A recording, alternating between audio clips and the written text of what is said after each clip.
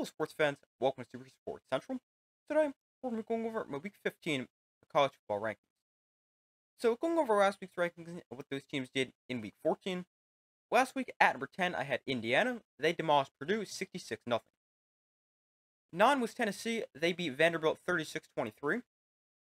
8, I had Miami. They lost to Syracuse 42-38. 7 was Georgia. They barely beat Georgia Tech, winning 44-42 in 8 overtimes. 6 was SMU. They easily beat Cal 38-6. 5th, I had Penn State. They destroyed Maryland 44-7. 4 was Notre Dame. They beat USC 49-35. 3 was Texas. They beat Texas A&M 17-7. 2 was Ohio State. They were upset by Michigan, losing 13-10. And 1 was Oregon, who dominated Washington 49-21. Getting into this week's rankings, beginning things at number 10, I've got Ohio State. So Ohio State falls to number 10 after their loss to Michigan 13-10. And this was a bad loss for Ohio State, because they have now lost to Michigan 4 times in a row. And to make it even worse this year, is Michigan isn't even good this year, and they still lost. But Ohio State's offense did not play well, scoring just 10 points. Will Howard threw 2 interceptions, and Ohio State could not run the football, rushing for just 77 yards and 3 yards of carry. Then defensively, they stopped the pass, allowing just 62 passing yards and forcing 2 interceptions. But it's the same thing that has stopped Ohio State from beating Michigan in the past years as well. They just could not stop the run. They allowed 173 rushing yards and a touchdown. And Ohio State, after a loss to Michigan, they will miss the Big Ten championship game, although will likely make the college football playoff, and I have Ohio State at number 10.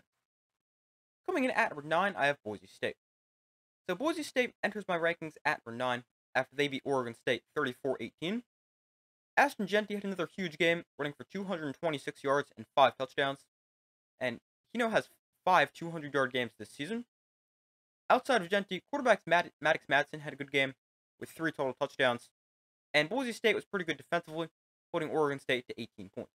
But Boise State, I have them at number 9. Next week, they will face UNLV with the Mountain West Championship and the playoff spot on the line.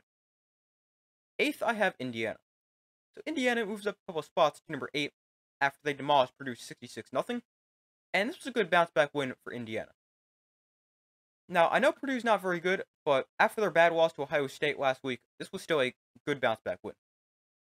The Indiana offense was insane with 66 points. Curtis Rourke threw for 349 yards and 6 touchdowns. Receiver Elijah Surratt had a big game with 8 catches for 165 yards and 2 scores. And Indiana was also great on the ground, rushing for 237 yards and 3 touchdowns. Then defensively, Indiana also dominated, not allowing a point, and allowing just 67 yards all game, and also forcing 5 turnovers. But Indiana, after a dominant win over Purdue, yes, I know Purdue is terrible, but it's still a good bounce-back win, and they lock up their spot in the college football playoff, and I have them at number 8. 7th, I have Tennessee. So Tennessee enters at number 7 after they beat Vanderbilt by a score of 36-23. Tennessee got off to a slow start, allowing Vanderbilt to return the game's opening kickoff for a touchdown, and they also trailed 14-0 5 minutes into the game. But from that point on, Tennessee controlled the game. Quarterback Nico Iamaleava threw for 257 yards, 4 touchdowns, and a pick. Running back Dylan Sampson had another big game with 178 yards, and he was a part of 281 rushing yards for Tennessee. Then defensively, they were also good, holding Vanderbilt to just 213 yards of offense, and Tennessee, after a win over Vanderbilt, they're at number 7. 6th, I have Georgia. So Georgia enters at number 6 after a wild 44-42 win over Georgia Tech in 8 overtimes. But this was a crazy game, and a game Georgia should not have won. They got off to an incredibly slow start, trailing 17-0 at the half, but then used a big second-half comeback to tie the game at 27 before overtime. And another reason Georgia should not have won this game is there is definitely some questionable calls from the refs that went their way. But Carson Beck had a great game, throwing for 297 yards and 5 touchdowns. But the Georgia defense was not good. They had no answer for Haynes King, allowing him to throw for over 300 yards, rush for 100, and he had 5 total touchdowns. And Georgia allowed Georgia Tech to have 563 total yards of offense. But Georgia, they were able to get the win, and despite this not being a good game, they did escape and get the win. Next week they face Texas in the SEC championship game.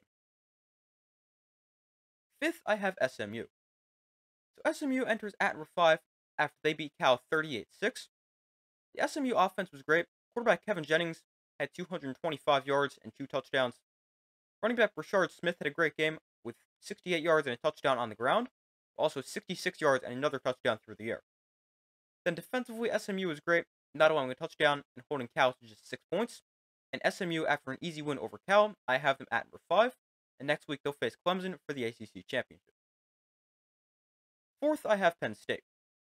So Penn State enters at number 4 after they dominated Maryland 44-7. Penn State got off to a slow start, trailing 7-3 at the end of the first quarter. But after that, Penn State dominated, outscoring Maryland 41-0 the rest of the way. Penn State was good offensively. Their run game was insane with 219 yards and 4 touchdowns. And defensively, they were also great, putting Maryland under 200 yards and forcing 3 turnovers. But Penn State, they enter at number 4, and thanks to Ohio State losing to Michigan, Penn State will actually play for the Big Ten Championship next week as they face Oregon. Third, I have Notre Dame.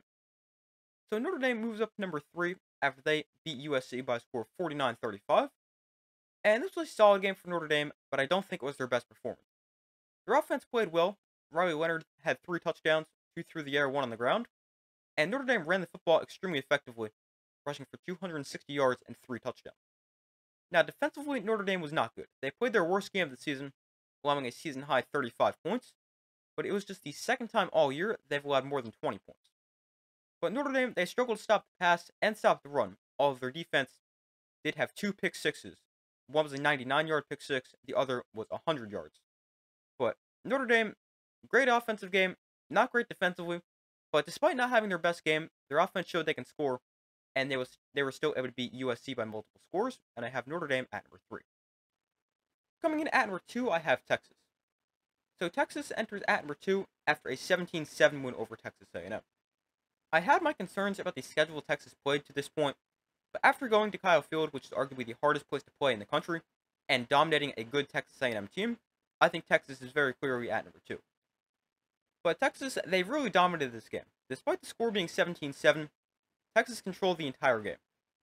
Offensively, they moved the ball very effectively against a tough defense, as they totaled 461 yards. 243 of them came on the ground. Now, while the Texas offense moved the ball, they struggled to score, as they put up just 17 points. They had a couple of red zone turnovers and missed a field goal. So, definitely some stuff to clean up there for Texas. But then defensively, Texas dominated. The only points A&M scored was on a pick 6, and Texas A&M really couldn't get anything going offensively. And Texas, despite not playing their best game, they beat a very good Texas A&M team on the road, and I have Texas at number 2. Number 1, I have Oregon.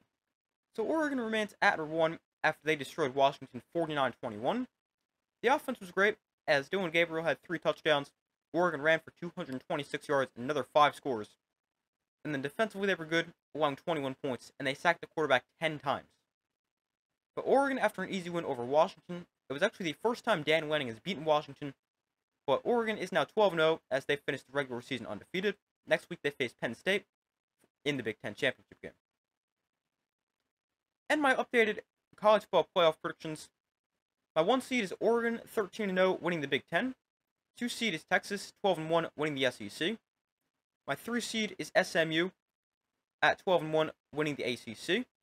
4 seed Boise State, 12-1, winning the Mountain West. 5th seed is Notre Dame at 11-1.